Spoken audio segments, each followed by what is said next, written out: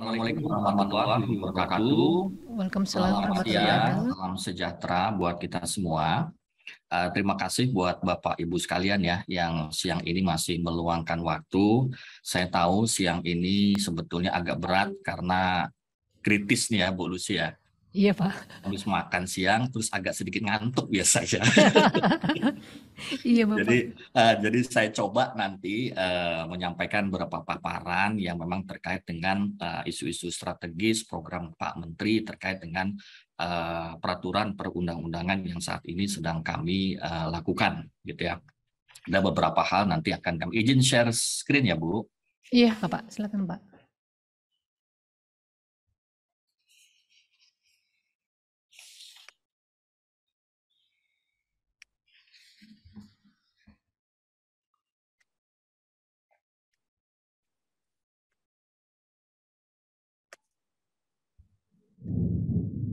Oke. Kelihatan Bu Lucy? Masih belum muncul Pak. Oh, belum muncul ya? Di saya kok malah ini ya. Sebentar.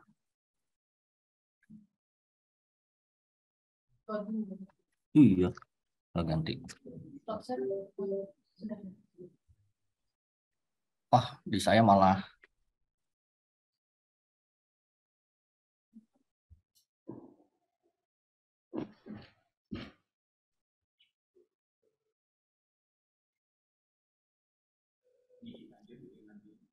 Mohon izin Pak. Bisa dari kami aja Pak, kami share-nya? Dari share ke tim kami? Oke. Apa sekarang sudah Bu? Izin nih agak sedikit. Tadi agak. Ini sudah muncul. Oh sudah ya, oke. Iya iya. Sudah kelihatan ya Bu ya? Sudah kelihatan Pak. Oke, sip. Tadi agak Mungkin bisa di slide show Pak agar lebih besar. Baik. Ya, oke. Baik Bapak Ibu sekalian, jadi saya kesempatan ini akan menyampaikan arah kebijakan dan regulasi terkait dengan peraturan di Kementerian BUMN. Jadi memang pada saat ini gitu ya, Pak Menteri itu punya program besar terkait dengan kebijakan penataan peraturan Menteri BUMN, kebijakan deregulasi dan penataan. Beliau tuh terkait dengan peraturan banyak sekali ingin memberikan rambu-rambu gitu ya secara strategis gitu ya bagi BUMN agar BUMN ini bisa bergerak cepat, terus kemudian memudahkan dalam pencarian peraturan, kemudian juga bisa memberikan perlindungan bagi BUMN itu sendiri gitu ya. Jadi Pak Menteri sangat mengharapkan kebijakan-kebijakan beliau terkait mengenai talenta gitu ya, kemudian bagaimana sistem pengurusan BUMN itu bisa berjalan sesuai dengan harapan beliau, ada sesuai dengan akhlak, itu sangat ditekankan oleh Pak Menteri. Maka banyak sekali kebijakan beliau penataan peraturan itu yang kemudian terkait dengan organisasi BUMN, mengenai direksi, dewan komisaris, kemudian juga talenta, itu banyak dikeluarkan berkaitan dengan akhlak, itu sangat besar sekali concern beliau. Beliau sangat mengharapkan ke depan BUMN itu menjadi suatu organisasi yang bersih gitu ya, tidak dapat terlepas dari praktek-praktek yang akan membuat BUMN menjadi institusi yang korup lah, seperti itu. Nah, pada kesempatan siang hari ini mungkin saya agak sedikit cepat ya, ada sekitar 5 isu yang akan saya sampaikan.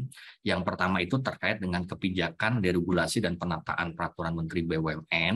Yang kedua terkait dengan optimalisasi pengembangan talenta. Ini terbitnya peraturan pemerintah nomor 23 tahun 2002 tentang perubahan atas peraturan pemerintah nomor 45 tahun 2005 tentang pendirian, pengurusan, pengawasan, dan pembubaran BUMN.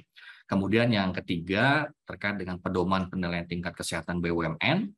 Yang keempat terkait penerapan manajemen risiko pada BUMN. Dan yang kelima terkait dengan program TJSL di lingkungan BUMN. Nah, jadi 5 poin inilah yang akan saya coba utarakan sebagai isu strategis yang saat ini berjalan ya di kementerian untuk perbaikan pengaturan pengelolaan BUMN. Saya akan masuk ke kebijakan deregulasi dan penataan peraturan Menteri BUMN. Jadi Bapak Ibu sekalian, Pak Menteri pada saat ini itu sangat concern bahwa beliau pengen dalam masa beliau sebagai Menteri BUMN gitu ya. Peraturan Menteri BUMN itu perlu ditata kembali, perlu dideregulasi kembali agar secara pengaturan itu lebih komprehensif dan juga sesuai dengan dinamika bisnis. Nah, terkait kebijakan ini beliau bahkan sangat-sangat mengharapkan ini bisa selesai di tahun ini, Bapak Ibu. Jadi bahkan beliau telah menargetkan di awal Desember 2022 ini kebijakan deregulasi dan penataan peraturan menteri ini sudah selesai. Nah, terkait dengan hal tersebut, pada saat ini bahkan Pak Menteri itu sudah membentuk tim PMO yang bertugas untuk melakukan deregulasi dan penataan peraturan Menteri BUMN. Dan pada saat ini Bapak Ibu berdasarkan hasil inventarisasi dari tim PMO, dari kami gitu ya, pada saat ini dengan kondisi existing kita memang terdapat 45 peraturan Menteri BUMN dan keputusan Menteri BUMN yang bersifat regeling ya Bapak Ibu. Maksudnya keputusan yang bersifat pengaturan, tapi bentuknya masih berupa keputusan. Ini kebanyakan adalah keputusan yang terbit sebelum Undang-Undang Pembentukan Peraturan di tahun 2004 ditetapkan. Jadi sebelum itu namanya masih kebanyakan dalam bentuk keputusan menteri. Dari 45 ini pada saat ini memang hasil inventarisasi awal dari tim, dari kami, itu memang ditemukan bahwa hampir sekitar 11 peraturan menteri atau putusan menteri atau 17% dari 45 itu berada dalam kondisi memang sudah lebih dari 10 tahun. Jadi ada yang diterbitkan di tahun 99 masih berlaku sampai saat ini di 2022 gitu ya. Masih kita gunakan pada saat ini. Padahal kalau kita lihat di dalam peraturannya gitu ya. Itu benar di dalamnya itu sudah banyak hal yang sebetulnya sudah tidak terupdate, mulai dari struktur kementerian, mulai dari BUMN-nya sendiri gitu ya. Itu banyak yang tidak terupdate. Sehingga ini tentu di satu sisi akan membingungkan juga ya, baik di kami maupun tentu bagi BUMN yang akan melaksanakan peraturan Menteri BUMN tersebut. Jadi peraturan-peraturan inilah yang kemudian perlu dilakukan semacam evaluasi, perlu dilakukan semacam penataan, bagaimana kemudian ke depan bisa menjadi suatu peraturan yang lebih terupdate-nya. Selain itu juga dari beberapa peraturan menteri ini gitu ya Bapak Ibu, memang kami temukan juga ada beberapa substansi yang sama yang diatur ternyata di beberapa peraturan menteri. Kayak misalnya tentang RKAP gitu ya. Selain di peraturan menteri atau keputusan menteri terkait RKAP, itu ada juga tuh di peraturan menteri terkait mengenai akuntabilitas keuangan BUMN. Ada bahkan terkait dengan direksi, menjadi direksi, tentang remunerasi direksi yang menjabat sebagai double di Dekom, itu diatur di dua tempat juga, diaturan mengenai penghasilan direksi sama pengaturan mengenai persyaratan dan tata cara pengangkatan direksi BUMN. Nah, inilah yang kemudian program deregulasi dan penataan BUMN dilahirkan untuk melakukan evaluasi terhadap keseluruhan peraturan Menteri BUMN tersebut. Nah, outputnya ke depan adalah bahwa terhadap peraturan tersebut itu diharapkan akan terjadi semacam pengurangan jumlah peraturan Menteri BUMN-nya ya. Jadi dari 45 itu diharapkan akan turun secara signifikan, sehingga ini tentu akan lebih memudahkan BUMN maupun kami di sini, Pak Menteri gitu ya, untuk melihat sejauh mana atau berapa banyak sih sebetulnya peraturan yang ada terkait dengan pengelolaan BUMN. Jadi peraturan yang akan kita tata ini sebatas peraturan yang terkait dengan pengelolaan BUMN. Adapun peraturan yang terkait dengan internal Kementerian BUMN itu tetap existing, tetap tidak dilakukan deregulasi. Tapi ini hanya yang terkait dengan pengelolaan BUMN, karena stakeholdernya BUMN yang kita perlu untuk dilakukan deregulasi dan penataan. Jadi yang kedua sendiri outputnya memang kita harapkan nanti format peraturan itu bisa lebih selaras dengan Undang-Undang Nomor 12 2011 tentang pembentukan peraturan perundang-undangan. Seperti yang saya sampaikan tadi di depan, itu pada saat ini ada peraturan yang masih dalam bentuk keputusan menteri. Ini tentu tidak sejalan ya dengan format peraturan yang diatur di dalam undang-undang mengenai pembentukan peraturan perundang-undangan. Jadi di dalam, selain itu kan kalau saya kan Bapak Ibu bagian legal sering nih lihat peraturan kita ya. Ada beberapa peraturan yang pada saat itu keluar, itu semua tercantum di dalam lampiran gitu ya. Semua tercantum di lampiran.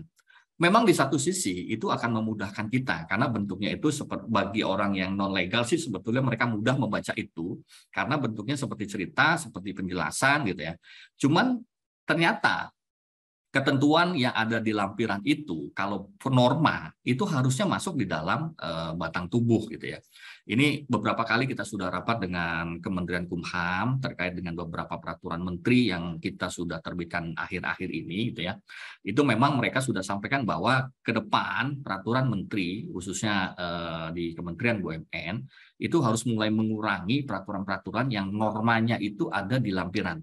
Jadi norma itu harus masuk di batang tubuh, sedangkan lampiran itu lebih cerita kepada misalnya format pelaporan, ketetapan yang memang bukan suatu norma, tapi penjelasan dari norma yang ada di batang tubuh.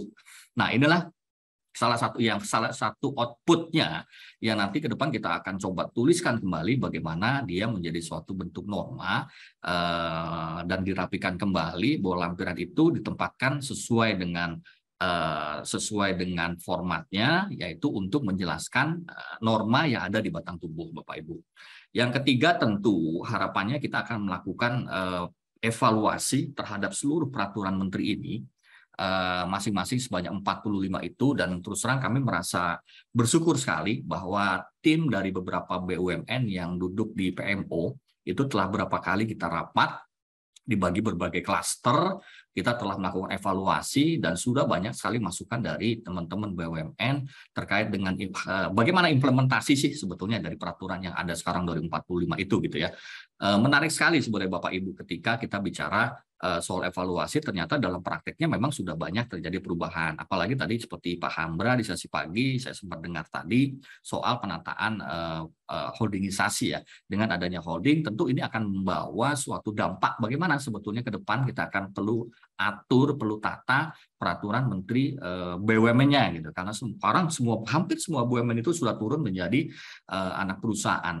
Ketika Pak Menteri masuk sebagai Menteri BUMN, dulu saya ingat ada sekitar 130-140 BUMN ya, Bapak Ibu ya.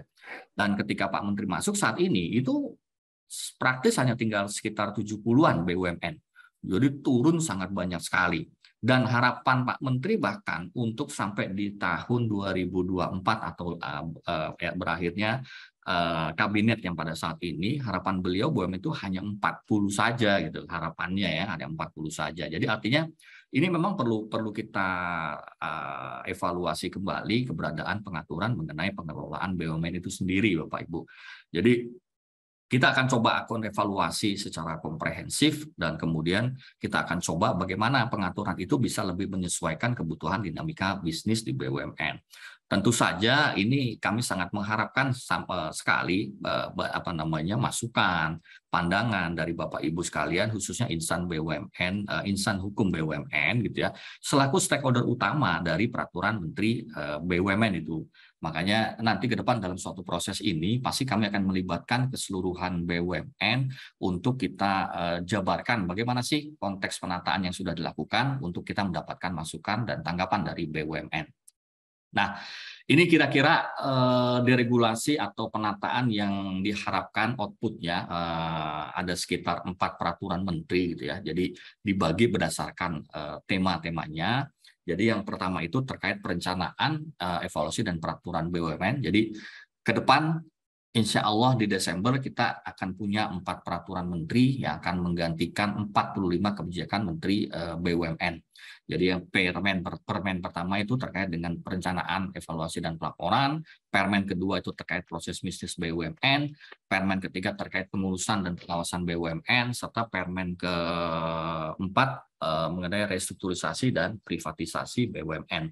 Jadi dari sini kita akan bisa lihat ini adalah suatu proyek besar sebetulnya, bagaimana kita mereview kemudian menderegulasi dari 45 menjadi 4 peraturan menteri BUMN. Dan inilah proses atau tahapan kegiatan yang dilakukan oleh tim PMO pada saat ini di tempat kami terkait dengan penataan, deregulasi dan penataan peraturan Menteri BUMN. Yang pertama adalah terkait dengan inventarisasi kebijakan. Tadi telah saya sampaikan, kita saat ini ada 45 peraturan Menteri BUMN dan beberapa putusan Menteri BUMN yang bersifat regeling, dan kita sudah inventarisasi mana yang kemudian sudah lama, mana kemudian yang memang masih valid, yang masih perlu dicabut gitu ya. Dan ini masuk dalam, dan saat ini kita sudah masuk dalam kerangka evaluasi terhadap peraturan Menteri BUMN yang sudah kita inventarisasi di tahap pertama. Nah, di tahap evaluasi ini itu nanti akan ada beberapa kebijakan yang akan diambil. Yang pertama, mungkin perencanaan untuk, ya kalau memang dia sudah tidak up to date, dia akan kita ubah normanya. Kalau misalnya dia memang sudah benar-benar tidak implementatif, ya kita akan cabut. Dalam rapat pembahasan baru kemarin 2 hari lalu, Bapak Ibu, itu kita sudah ada beberapa baru satu peraturan yang mungkin sudah kita inventarisasi dan kita bahas, memang ini sudah kita tidak perlukan lagi gitu. Ke depan peraturan ini akan kita cabut dan kita akan ganti dengan peraturan atau kebijakan yang lebih rendah lagi. Yang ketiga, tentu output dari evaluasi adalah ya, dia masih valid untuk berlaku. Terutama ini terhadap peraturan-peraturan yang memang masih baru diterbitkan oleh Menteri BUMN, baik di tahun 2021 maupun 2022. Tentu ini akan kita hanya sekedar copy paste dari peraturan yang berlaku ke dalam peraturan yang sedang kita susun. Dan yang keempat adalah melakukan tindakan lain. Jadi tindakan lain ini maksudnya jika memang substansi dari peraturan tersebut itu sudah tidak diperlukan dalam bentuk level peraturan, kita akan cabut. Dan dia bisa, ternyata kita masih perlu misalnya. Ya sudah, maka kita akan atur substansi tersebut dalam level kebijakan. Bisa dia keputusan menteri, bisa dia surat edaran, ya. Jadi dia turun derajatnya. Dari yang sebelumnya norma di dalam peraturan menteri jadi keputusan menteri atau bahkan surat edaran menteri. Dan yang kedua, tindakan lain ini ya bisa jadi dia angkat ke peraturan yang lebih tinggi. Dan saat ini yang sudah kita lakukan sebetulnya dengan terbitnya PP 23 2022 kemarin tentang perubahan PP 45 gitu ya Bapak Ibu. Itu ada beberapa peraturan yang dulu diatur di dalam peraturan menteri itu kita naikkan ke dalam PP 23. Jadi itu sudah kita lakukan dan ini kita akan coba secara holistik untuk melakukan evaluasi mana yang kemudian mungkin bisa diangkat lagi ke dalam level yang lebih tinggi gitu ya. Nah, tahap ketiga inilah yang kemudian kami akan lakukan ya, public hearing dengan seluruh BUMN. Meskipun seluruh proses kegiatan deregulasi dan penataan ini dilakukan juga bersama-sama dengan BUMN, tapi kan kita lakukan berdasarkan tidak semua BUMN ya, tapi beberapa BUMN yang tunjuk sama Pak Menteri untuk membantu kita dalam melakukan deregulasi dan penataan. Sedangkan di nomor 3, proses ini nanti akan melibatkan seluruh BUMN, kita akan tampilkan suatu bentuk peraturan barunya, apa yang sudah kita lakukan, kemudian disitulah kita akan mendapatkan masukan dari Bapak Ibu sekalian terkait dengan peraturan tersebut. Dan lagi-lagi kami sangat berharap ya Bapak Ibu, ini bisa memberikan masukan nantinya terkait dengan peraturan-peraturan tersebut. Apa sih yang kemudian menurut Bapak Ibu dalam praktek ada kendala atau hambatan? Nanti tolong itu diberikan masukan kepada kami Bapak Ibu, karena memang bagi kami gitu ya, peraturan-peraturan tersebut karena stakeholder-nya adalah BUMN, tentu penting untuk mendengarkan pandangan, pendapat dari Bapak Ibu sekalian. Apalagi sesuai dengan putusan MK, gitu ya, bahwa setiap penyusunan peraturan perundang-undangan itu kan harus mendapatkan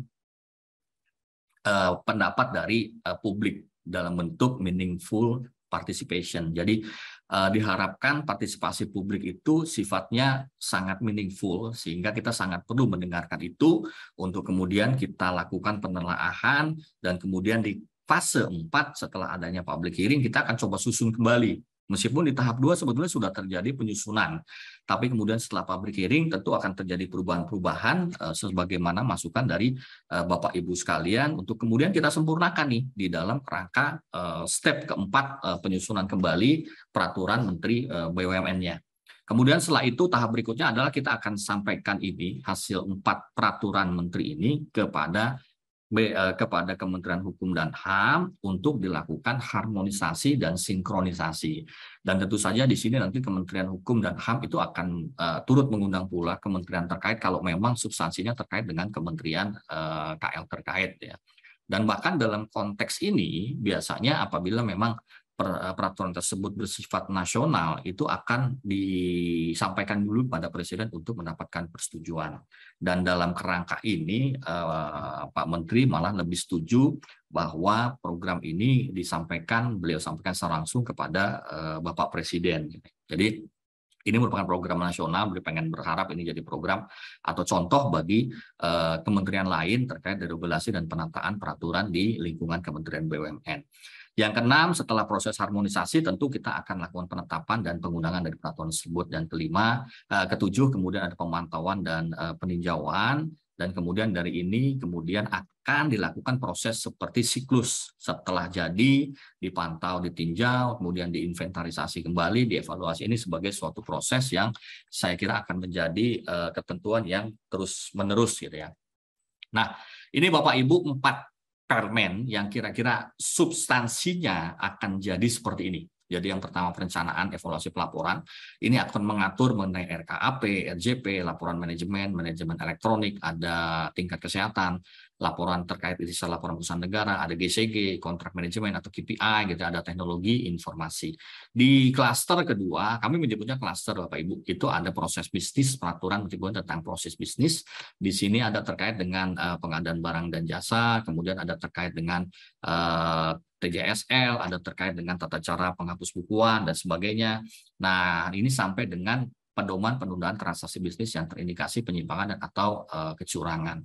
Kemudian permen berikutnya adalah terkait dengan pedoman pengurusan dan pengawasan. Jadi ini akan berisi semua ketentuan yang saat ini ada mengenai pengangkatan pemberhentian direksi, dewan komisaris, direksi, dewan komisaris anak perusahaan, organ, terus mengenai penetapan penghasilannya, kemudian kontrak manajemen yang setiap direksi yang pertama kali diangkat kan pasti akan menandai kontrak manajemen, dan ini salah satunya akan diatur di dalam klaster 3 pengurusan dan pengawasan. Kemudian yang 4 terkait restrukturisasi dan privatisasi BUMN. Jadi ini mengatur mengenai pengusulan pelaporan, ada restrukturisasi, revitalisasi yang dilakukan oleh PT PPA, kemudian ada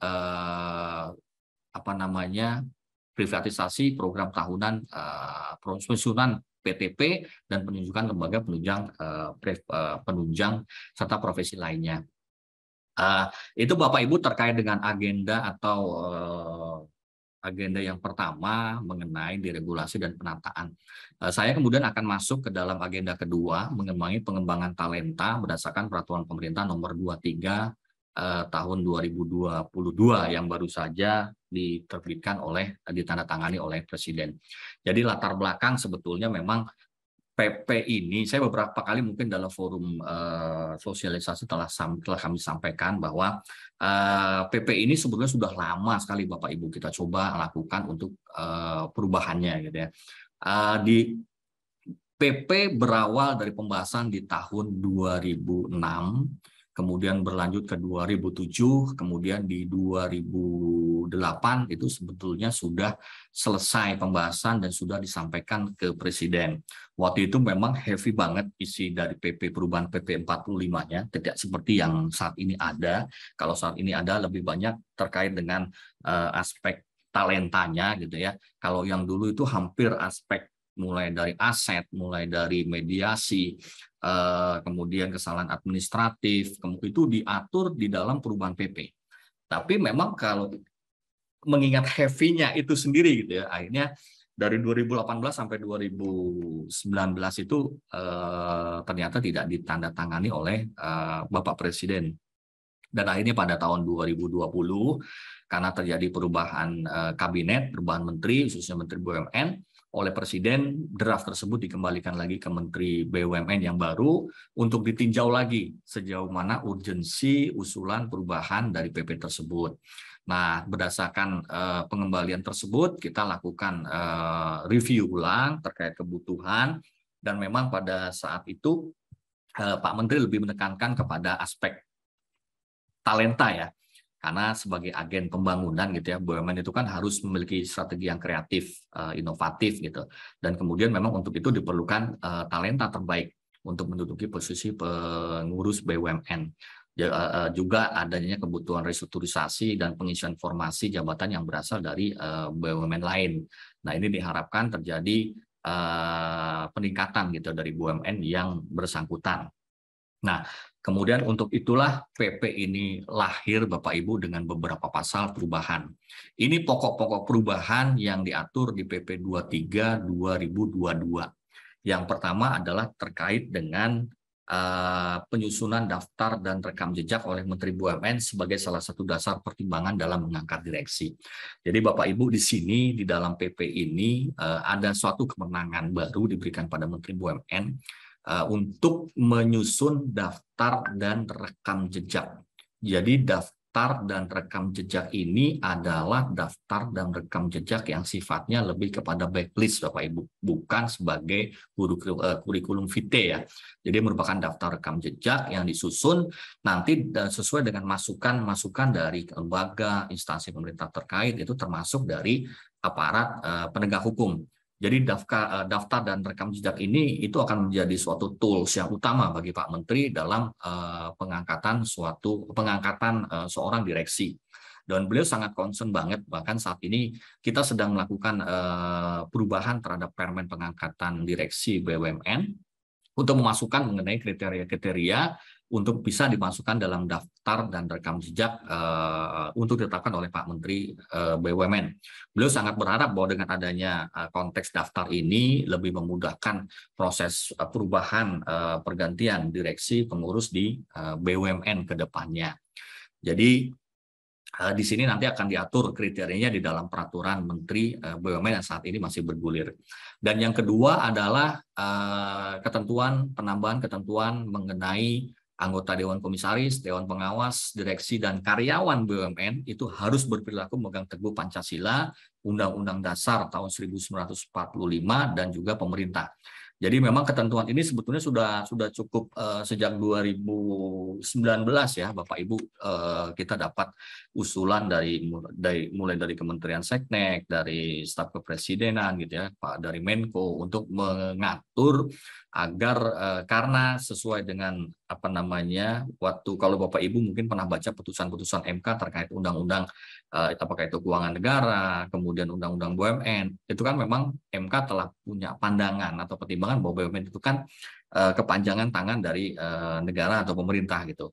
Nah, sebagai kepanjangan negara dari pemerintah, tentu BUMN punya posisi yang berbeda dengan lembaga negara, juga punya berbeda juga dengan usaha swasta. Jadi di dalam putusan MK itu, dalam putusan MK tersebut, Hakim MK dalam pertimbangan hukumnya gitu ya, menyampaikan bahwa memang BUMN punya kedudukan yang spesial, bahwa BUMN itu bukan satuan kerja pemerintah dan juga bukan badan usaha swasta yang murni. Jadi dianggap sebagai perpanjangan tangan negara atau pemerintah. Sehingga dalam kerangka ini ditambahkanlah ketentuan mengenai kewajiban untuk berperilaku memegang teguh Pancasila, Undang-Undang Dasar 45, dan juga pemerintah. Apa sih salah satu bentuknya gitu ya? Paling kan Bapak Ibu akan bertanya gitu bahwa saya memegang teguh Pancasila. Ya salah satu yang memang di dalam PP itu dalam penjelasan kita bilang salah satu antara lain misalnya menerapkan perilaku yang mencerminkan sikap dan karakter wawasan kebangsaan, tidak terlibat dalam tindakan ekstremisme berbasis kekerasan yang mengarah pada terorisme. Ini salah satu contoh yang kemudian kita coba jabarkan di dalam penjelasan bagaimana ini bisa diwujudkan dalam praktek-praktek sehari-hari berperilaku direksi, komisaris, dan karyawan.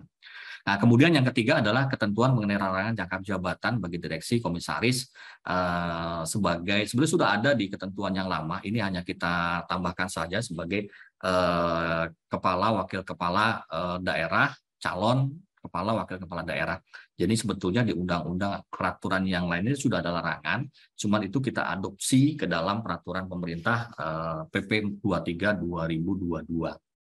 Nah, kemudian yang keempat ini yang saya coba tadi setelah saya jelaskan mengenai bagaimana norma di dalam peraturan menteri kemudian kita angkat ke dalam peraturan pemerintah, yaitu penambahan alasan pemberhentian direksi dan komisaris yang melanggar etika dan atau kepatutan atau dipandang tepat oleh RUPS. Ini sebetulnya semua sudah ada di dalam di dalam Permen, tapi kemudian kita angkat normanya karena ini penting sehingga masuk ke dalam rumusan peraturan pemerintah. Yang kelima adalah terkait dengan penerapan prinsip business judgment rule. Nah, ini memang yang waktu itu cukup ramai beritanya ya, Bapak Ibu ya, di mana seolah-olah ya, di dalam berita itu clear disebutkan bahwa berdasarkan PP 23 2022, BUMN direksi Dekom itu harus bertanggung jawab kalau terjadi kerugian di dalam BUMN. Nah, pada pemberitaan itu memang kami melihat ada suatu view bahwa akhirnya wah ini hal momok yang menakutkan ya gitu ya bagi direksi dan komisaris gitu dalam melaksanakan pengurusan dan pengawasan di perusahaan. Padahal justru kita itu menambahkan penerapan prinsip BJR di dalam pasal tersebut. Karena pasal pertanggungjawaban sendiri sudah ada di dalam PP 45 2005-nya Bapak Ibu. Jadi situ sudah clear bahwa setiap anggota direksi bertanggung jawab secara penuh dan pribadi apabila yang bersangkutan bersalah atau lalai menjalankan tugasnya sesuai ketentuan sebagaimana pada ayat 1. Jadi pasal ini itu sudah ada sejak 2005. Tapi tidak ada yang namanya BJR-nya di situ. Nah, justru dengan PP 23 itu kita tambahkan satu ayat baru ya bahwa pertanggungjawaban itu memang apabila dapat membuktikan yang pertama untuk direksi gitu ya. Ini diambil semua bahkan dari Undang-Undang PT. Kita hanya ambil saja dari Undang-Undang PT karena BUMN itu kan sebagai korporasi unsur persero dia kan tunduk ke Undang-Undang PT. Jadi kalau misalnya bisa membuktikan bahwa kerugian tersebut bukan karena kesalahan atau kelalaiannya. Yang kedua, telah melakukan pengurusan dengan etikat baik dan kehati-hatian untuk kepentingan dan sesuai dengan maksud dan tujuan BUMN. Yang ketiga, tidak mempunyai benturan kepentingan. Kemudian yang keempat, telah mengambil tindakan untuk mencegah timbul atau berlanjutnya kerugian tersebut. Itu pasal tambahan yang kita masukkan untuk memberikan perlindungan kepada pada direksi. Sedangkan kepada Dewan Komisaris itu sama kita tambahkan ketentuan tersebut yang tentunya agak sedikit berbeda ya karena komisaris bukan pengawasan, maka di sana itu ketentuan pertanggungjawaban itu tidak diterapkan kalau memang dapat membuktikan ya Dekom melakukan pengawasan dengan etikat baik dan kehati-hatian. Kemudian tidak mempunyai benturan kepentingan. Kemudian yang ketiga telah memberikan nasihat pada direksi untuk mencegah timbul atau berlanjutnya kerugian tersebut. Nah, PP ini justru memberikan perlindungan bahwa BUMN itu ketika melaksanakan Dekom maupun direksi ketika melaksanakan pengurusan atau pengawasan itu terlindungi gitu ya. Kalau memang itu bukan kaitannya dengan fraud gitu ya itu tidak akan terkena tidak harus dituntut kerugiannya. Nah, kemudian yang keenam pokok-pokok perubahan adalah penyederhanaan jangka waktu pemberhentian. Jadi kalau yang lama itu ada jangka waktu yang agak sedikit panjang, di sini kita ubah dengan disesuaikan dengan Undang-Undang Perseroan Terbatas. Yang ketujuh adalah terkait ketentuan untuk dapat merekrut profesional. Jadi di sini BUMN itu dalam memenuhi kebutuhan dan atau meningkatkan kinerja BUMN, itu direksi dapat merekrut profesional untuk menjadi karyawan dan atau mengisi posisi jabatan di bawah direksi. Jadi di sini diberikan suatu kewenangan bagi direksi atau perusahaan untuk mengangkat pegawai yang secara profesional ya untuk masuk sebagai pegawai dari BUMN tersebut.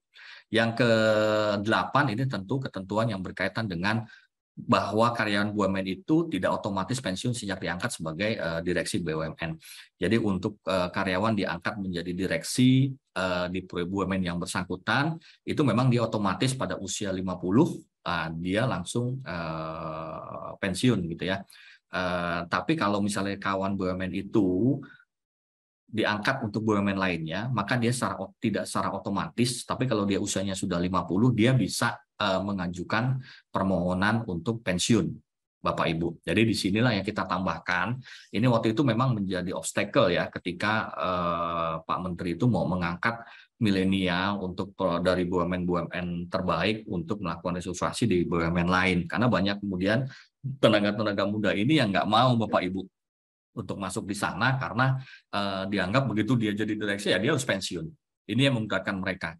Jadi direksi 5 tahun, mereka sudah mengabdi mungkin sampai 15 tahun gitu ya, akhirnya terpaksa harus berhenti menjadi karyawan. Nah, ketentuan ini sudah menegaskan bahwa memang konteks karyawan menjadi direksi itu tidak otomatis menjadi pensiun pada saat dia menjadi direksi, Bapak Ibu. Oke. Nah, ini kemudian peraturan mengenai yang saat ini sedang digodok, Bapak Ibu, isu-isu terhangat nih sebetulnya nih Bapak Ibu kita sampaikan. Yang pertama adalah terkait dengan penilaian tingkat kesehatan. Tadi kita tahu di CAP 100 gitu ya Bapak Ibu, saya yakin sudah sangat familiar dengan CAP tersebut. Tingkat kesehatan itu sudah berlaku sangat lama, sejak 2002, dan ini kita lakukan saat ini upaya untuk penyempurnaan bagaimana tingkat kesehatan BUMN itu akan dinilai gitu, agar lebih sesuai dengan perkembangan pada saat ini. Dan pada saat ini Bapak Ibu, sesuai dengan rancangan peraturan yang kita sedang susun gitu ya, ini mungkin beberapa hal, poin-poin besar saja yang ingin saya sampaikan karena memang ini akan perubahan yang sangat signifikan gitu ya. Jadi saya ingin sampaikan. Yang pertama adalah ketentuan penilaian itu akan menggunakan penilaian pemeringkatan. Jadi dinilai menggunakan rating dengan metode pemeringkatan. Nah, ini akan dilakukan oleh suatu perusahaan pemeringkat yang sekarang sudah ada gitu. Jadi akan dilakukan penilaian oleh pihak ketiga. Jadi penilaian yang dilakukan itu melalui peningkatan corporate rating. Bapak Ibu yang biasa di finance pasti sudah sangat familiar tentang ini, karena apabila BUMN biasanya kalau ingin menerbitkan bonds atau apapun, mereka biasanya menggunakan jasa konsultan untuk memeringkat korporasi ya. Di sini ada dua pemeringkatan. Yang pertama standalone rating dan kemudian ada final rating. Standalone rating itu yang standalone itu adalah pemeringkatan perusahaan secara konsolidasi memang yang tidak membutuhkan faktor hubungan atau dukungan dari induk dan juga pemerintah. Sedangkan final rating itu memang dia secara konsolidasi tapi telah memperhitungkan faktor hubungan, dukungan induk perusahaan dan juga pemerintah. Nanti di sini corporate rating itu akan disampaikan kepada Menteri. Kita akan siapkan suatu mekanisme teknologi informasinya, dan ini akan disampaikan sebagai bagian dari laporan tahunan, dan paling lambat itu di Mei tahun berjalan. Dan ini dapat dipublikasikan. Jadi artinya apabila Bapak Ibu tidak berharap ini ya hal yang bagus, itu bisa dipublikasikan, bukan sesuatu yang menjadi wajib. Dan rating inilah kemudian yang akan menjadi bahan pertimbangan dalam menetapkan penghasilan direksi atau dewan komisaris, dewan pengawas, akan menggantikan konsep yang saat ini berjalan sesuai dengan tingkat kesehatan perusahaan. Nah, inilah kira-kira pokok-pokok perusahaan pemeringkat yang kemudian bisa digunakan ya. Ada domestik, ada kemudian internasional, ada juga perusahaan pemeringkat domestik yang berafiliasi dengan perusahaan internasional. Ini beberapa syaratnya. Dia sudah operasional 20 tahun, 500 perusahaan, bertanggung jawab, dia melakukan pemeriksaan secara independen, bebas pengaruh pihak ketiga, objektif gitu ya. Kemudian memiliki pedoman pengendalian mutu, memiliki metodologi penilaian, juga ada web yang bisa diakses. Sedangkan untuk internasional ada syarat khusus tambahan, di mana memang mereka pernah melakukan sovereign credit rating terhadap Indonesia sekurang-kurangnya dalam 5 tahun terakhir. Yang keempat, Bapak Ibu, inilah isu-isu strategis terkait peraturan Menteri BUMN mengenai manajemen risiko pada BUMN. Nah, terkait dengan hal ini Bapak Ibu, ini juga ketentuan atau peraturan yang tidak akan lama lagi akan terbit, di mana nanti pada mungkin dalam minggu ini atau minggu depan gitu ya, kita sudah akan keluar peraturannya untuk kewajiban bagi BUMN untuk melakukan penerapan manajemen risiko. Jadi dalam kerangka itu memang kita memperhatikan adanya sustainable growth, di mana penerapan manajemen risiko ini memang harus dilakukan secara berkesinambungan gitu ya Bapak Ibu, permennya melalui permen ini gitu. Kemudian juga tentu kita berharapkan ada value protection. Jadi ini kita akan coba mengurangi, memperbaiki kegagalan pengelolaan BUMN melalui penerapan manajemen risiko yang lebih baik lagi. Dan juga ini sebagai bentuk suatu early warning systemnya ya, untuk mengenali, memperkecil efek dari risiko yang mungkin terjadi. Kemudian yang keempat, replika penerapan manajemen risiko, artinya ini akan menjadi standar baru bagi BUMN gitu ya, bagi seluruh BUMN, bagaimana sebetulnya penerapan standar mereka itu yang lebih berkualitas bagi semua BUMN. Karena pada saat ini memang sudah terapkan manajemen risiko, tapi dengan sistem atau konteks yang saat ini berbeda gitu ya. Nah, kemudian yang kelima adalah terkait dengan budaya risiko. Jadi kita harapkan dengan permen ini itu akan menciptakan kesadaran penerapan manajemen kan ya bukan hanya pada unit gitu, tapi pada setiap unit bisnis di BUMN. Gitu. Nah, kemudian untuk pengawasan yang terintegrasi ini juga akan menciptakan penerapan manajemen risiko yang berstruktur. Jadi pengawasan dari mulai holding sampai dengan anak perusahaan. Inilah salah satu permen yang kemudian sudah kita coba adopt sistem holdingisasi yang saat ini dilakukan pemerintah. Bagaimana dalam kerangka penerapan manajemen risikonya. Jadi di sini secara umum Bapak Ibu nanti BUMN itu wajib menerapkan manajemen risiko dan kemudian juga menerapkan sistem pengendalian intern secara efektif. Dan kemudian nanti itu dalam penerapan manajemen risiko itu BUMN akan dikelompokkan menjadi dua hal ya. Pertama berdasarkan kategori BUMN. Kategori BUMN ini tentu berdasarkan ada dua, yaitu konglomerasi dan individu. Jadi untuk yang konglomerasi itu kita sebutkan kalau misalnya jumlah pendapatan dari anak perusahaan itu lebih besar atau sama dengan 20% dari pendapatan BUMN induknya. Kemudian memiliki investasi pada anak dengan total investasi lebih besar atau sama dengan 5% dari modal BUMN konglomerasi. Kemudian memiliki anak perusahaan dengan saham seri A dikategorikan sebagai BUMN konglomerasi oleh menteri, otoritas atau regulator terkait. Dia ini akan masuk sebagai kategori BUMN konglomerasi, sedangkan di luar definisi atau kriteria tersebut, karakter tersebut itu akan masuk sebagai BUMN individu. Kemudian yang B adalah klasifikasi resikonya. Ini berdasarkan intensitas risiko yang ditetapkan oleh menteri. Jadi nanti berdasarkan hari ini gitu ya, nanti akan ada beberapa kriteria. Ada yang namanya BUMN dengan sistemik A, ada sistemik B, ada signifikan, juga ada netral gitu ya berdasarkan klasifikasi risiko. Dan ini semua wajib menerapkan tata kelola risiko 3 lini ya untuk melaksanakan manajemen risiko. Dan ini kemudian untuk BUMN konglomerasi sendiri diwajibkan untuk menerapkan tata kelola terintegrasi dan nanti klasifikasi risiko sendiri akan ditetapkan oleh Menteri BUMN. Dan ini nanti ujung-ujungnya gitu ya berdasarkan kategorisasi dan klasifikasi ini akan menentukan persyaratan organ dan pelaporan risiko minimum yang harus diterapkan oleh BUMN dan anak perusahaan. Jadi nanti akan ada organ-organ manajemen risiko yang setiap BUMN itu sesuai dengan kategorisasinya itu akan wajib mempunyai organ-organ ini. Jadi organ-organ yang semua organ pengelola risiko ada Dekom, Dewas, Direksi, Komite Audit, Komite Pemantau Risiko, Komite Tata Kelola, Komite Direktur Bidangi Pengelolaan Risiko, Direktur Bidangi Keuangan, dan SPI. Ini nanti diatur di dalam permennya Bapak Ibu agak sedikit besar gitu bagaimana itu akan masuk di sana. Kemudian bagaimana prosesnya nanti di dalam melaksanakannya. Dan ini kemudian isu strategis terkait rancangan perubahan Menteri BUMN tentang program TJSL Bapak Ibu ya. Ini memang latar belakang lebih pada kolektibilitas masih rendah karena memang penyaluran dana PUMK-nya tidak kurang optimal gitu ya. Sehingga kemudian yang kedua adanya perlunya penyesuaian terhadap besaran jasa administrasi dan juga adanya penyelarasan dengan 3 program menteri pendanaan UMK, pendidikan dan lingkungan. Ini pokok-pokok perubahan Bapak Ibu yang mungkin akan berjalan gitu ya terkait dengan pelaksanaan program TJSL-nya itu harus selalu sistematis terpadu dengan pengelolaan dampak. Kemudian juga memang pengurangan jasa administrasi 3% per tahun gitu ya. Kemudian yang sebelumnya 6% Bapak Ibu, yang kemudian pelaksanaan program TJSL BUMN yang fokus pada bidang pendidikan, lingkungan, dan pengembangan UMK. Dan kemudian ketentuan mengenai optimalisasi dapat kerjasama dengan badan usaha atau badan hukum lainnya. Sebelumnya sudah ada, cuman ini diperluas lagi. Kemudian modal kerja yang diberikan dalam bentuk pinjaman ini yang sudah ada saat ini memang harus sesuaikan dengan paling lama 6 bulan sejak berlakunya peraturan.